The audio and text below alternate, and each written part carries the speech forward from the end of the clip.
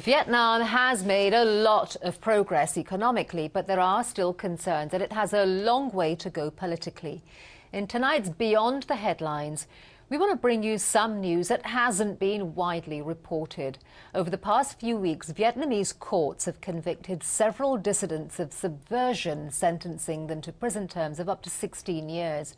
This latest government crackdown has many human rights groups worried that there is more to come. For some insight on what's happening, we're joined by Elaine Pearson, the Deputy Director of the Asia Division at Human Rights Watch. Thank you very much for joining us on the programme, Elaine. Good afternoon.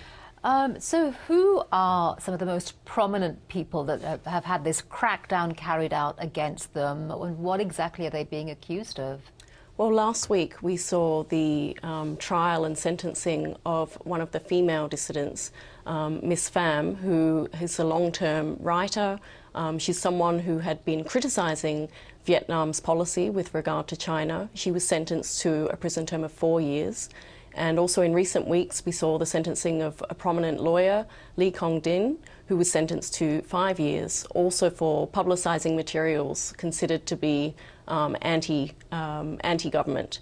So we've seen bloggers, cyber dissidents, human rights lawyers, writers, all arrested in the last few years and sentenced in quite lengthy prison terms. What do you think is prompting the crackdown? Is there something very sort of specific in terms of an event, or is this just a general crackdown that's to be expected because these are opposition groups and dissenters who are opposed to what the government is doing? Well, political repression is nothing new in Vietnam. There are 400 political prisoners currently serving sentences for their activities, for expressing political views or religious views opposing the government. However, we do know that there will be a Vietnam Communist Party Congress next year, and I think this is a way of clearing the decks of anyone who expresses any views opposing the government. So the Vietnamese government's really sending a very strong message to the people of Vietnam. I mean, when most Westerners think of Vietnam, they think of it as a holiday destination, a place that's very open and welcoming to Westerners. What do you think that these arrests and this type of crackdown tells us about the openness of Vietnam's society? Well, clearly they're not really seeing the real Vietnam. I mean, this is a society that is extremely closed. The internet, for instance, is very tightly controlled by the government. State media is also very much controlled.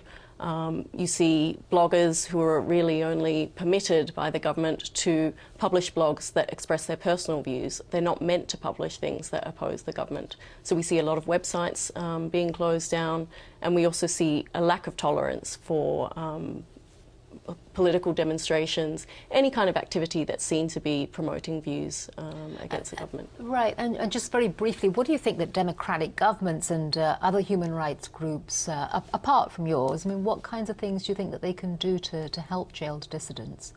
Well, I think they should be sending a strong message to the government of Vietnam that these actions that they're taking are contravening Vietnam's own constitution and also international human rights treaties that Vietnam has signed.